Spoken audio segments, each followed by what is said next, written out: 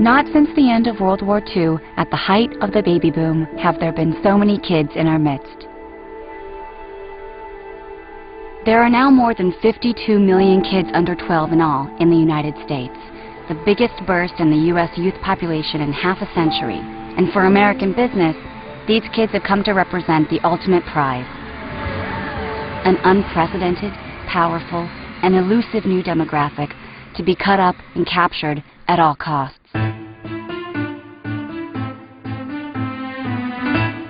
There's no doubt that marketers have their sights on kids because of their increasing buying power, the amount of money they now spend on everything from clothes to music to electronics, totaling some $40 billion every year.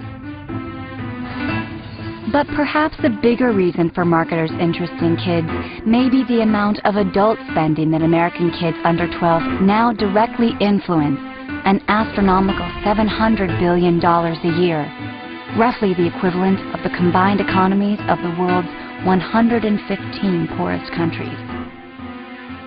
One economic impact of children is the money that they themselves spend. The money that they get from their parents or grandparents, the money that they get as allowance when they get older, the money that they earn themselves. That is an increasingly significant amount of money. But that's not where the real money is. Marketers and advertisers have realized that the real money related to the children's market is in their purchasing influence. Any questions?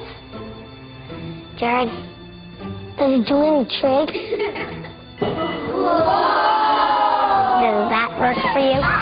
Because of their purchasing power and because of their purchasing influence, marketers and advertisers have become much more deliberate in their strategies and attempts to how to influence those dollars. Sienna, because kids come first. It's the children who often determine what kind of car gets bought, what kind of computer gets bought, what kind of cell phone program, and even where they take family holidays. What's your favorite part of the Nick Hotel? The awesome pool. Having my own room. The arcade rocks. I like the shop.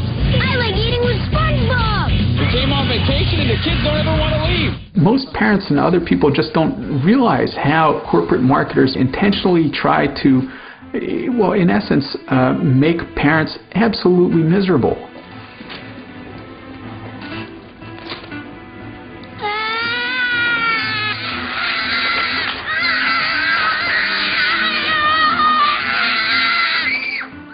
Corporate marketers have actually studied the whole nagging phenomenon, which corporations do nagging better, and they provide advice to corporations about, what kinds of tantrums work better. Children sometimes say, can I, as much as 9 times.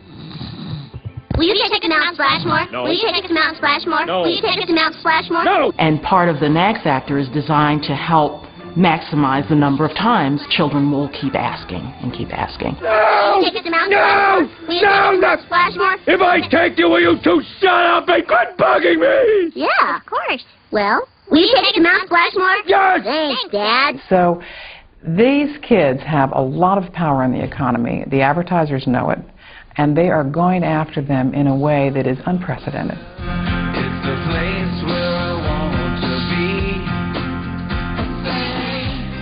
This generation of children is marketed to as never before.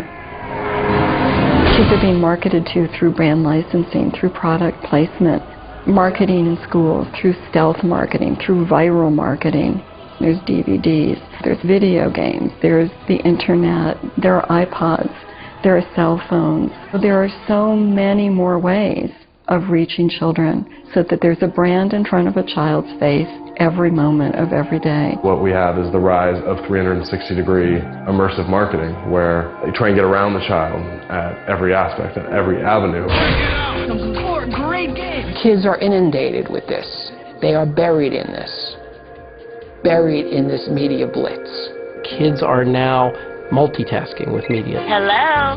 Hey girl, what's up? No way. You wanna plug in your iPod or MP3 player. Yeah, new music. They are using more than one medium at the same time. So they're surfing the web, and the television's going with MTV, and they've got the iPod with one earbud in, and they are more vulnerable and are bombarded with over 3,000 commercial messages every day. Marketers know these are little sponges. They're so wide open, and they want to get that brand loyalty for life, because that's big bucks. It's about people wanting to convince our children that life is about buying, life is about getting.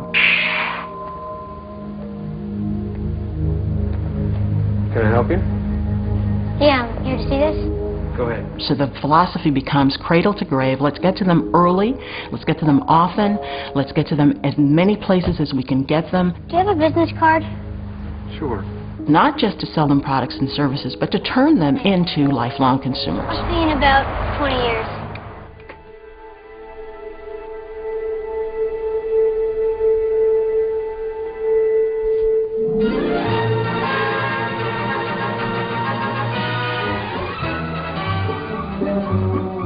Though grown-ups represent the greater part of any community's purchasing power, children very definitely are an influence in the purchasing of everyday commodities. Children have participated for a very long time in the consumer marketplace, but in the past, children's consumer culture was a cheap little culture. Every afternoon, the kids make a beeline for the Seminole 5 and 10, a terribly misnamed candy store. It should be called the Seminole 1 and 2, because that's the way Alice and Frank Smith make their living, a penny at a time. Well, it's penny candy because kids only had pennies. Kid, this is a toy you've got to have. Look at the fun Debbie and Andy are having with these realistic ride-em toys.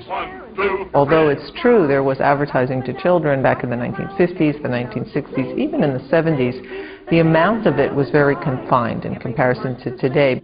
You want to get a Slinky.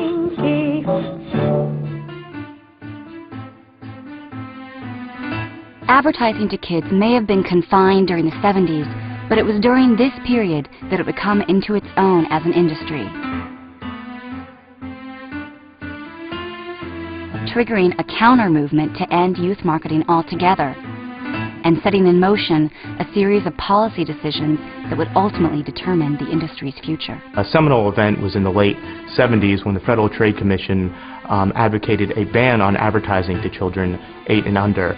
The Federal Trade Commission staff believes that children are deceived by television advertising, particularly commercials for cereal with sugar in it, and it wants to stop all advertising aimed at young children. This ban was based in part on concern about sugar cereals and cavities, and also based on research that indicated that children 8 and under did not understand the persuasive intent of advertising. Are you saying that every message directed to the older child, a child between 8 and 12, is inherently deceptive? That's right. I think the child cannot bring enough information to bear not to be deceived and to have an unfair trade practice. So what ended up happening was the industries that were going to be affected, the toy industries, the sugar cereal companies, went to Congress. And that in an American democratic capitalistic society, we all must learn, top to bottom, to care for ourselves. And what the last thing we need in the next 20 years is a national nanny. And Congress ended up taking away a lot of the FTC's authority to regulate marketing to children. Far from addressing consumer advocates' concerns about the impact of advertising on kids, in 1980, Congress passed the FTC Improvement Act.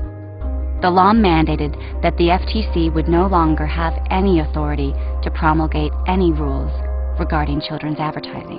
The Congress of the United States, under pressure from advertisers and marketers, actually took away from the Federal Trade Commission the right, the authority to regulate advertising and marketing to children.